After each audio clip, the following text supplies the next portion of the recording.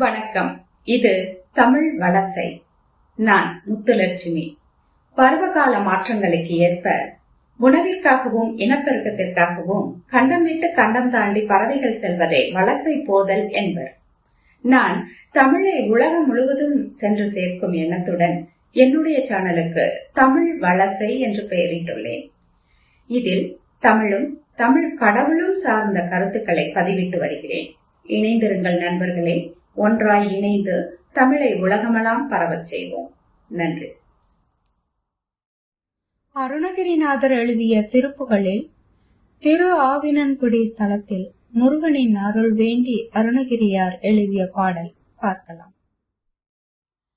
அபகார நிந்தை பட்டுழலாதே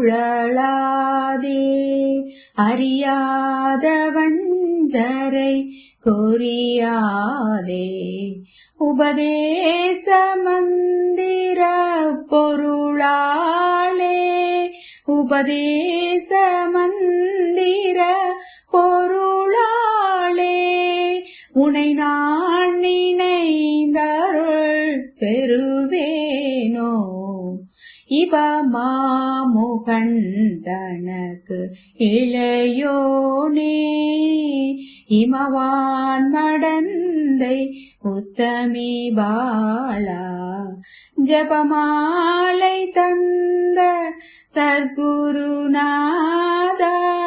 ஜபமாலை தந்த சர்க்குருநாதா திருவாவினன்குடி பெருமாளே உபதேச மந்திர பொருளாளே உனை நான் நினைந்தருள் பெறுவேனோ திரு ஆவினன்குடி பெருமாளே. இப்பாடல் அருணகிரியாரின் வாழ்க்கை வரலாற்றை கூறும் பாடலாகும். அருணகிரியார் இளமை காலத்தில் தன் விருப்பப்படி வாழ்க்கை வாழ்ந்தார். உலக இன்பங்களில் மூழ்கி கிடந்தார். தன் சகோதரியால் வளர்க்கப்பட்டவர் அவர். ஒரு நாள் அவள் மனம் புண்படும்படி கூற, அதனால் மனம் வெறுத்து தன் நிலை உணர்ந்து திருவண்ணாமலை கோபுரத்தின் மீதிருந்து விழ முருகன் தெய்வீக ரூபத்தில் தோன்றி அவரை காத்தருளினார். முருகன் அவருக்கு சும்மாயிரு சொல்லற என்ற உபதேச மந்திரத்தையும் அருளினார். தெய்வீக ஜபமாலையும் தந்து நீ என் புகழை பாடு, அதுவே உன் பணி என்று அருளினார். பின்பு அவர் பல பாடல்களை பல தலங்களுக்கும் சென்று பாடினார். இது அவருடைய வரலாறாகும். இதையே இப்பாடலில் பாடியுள்ளார்.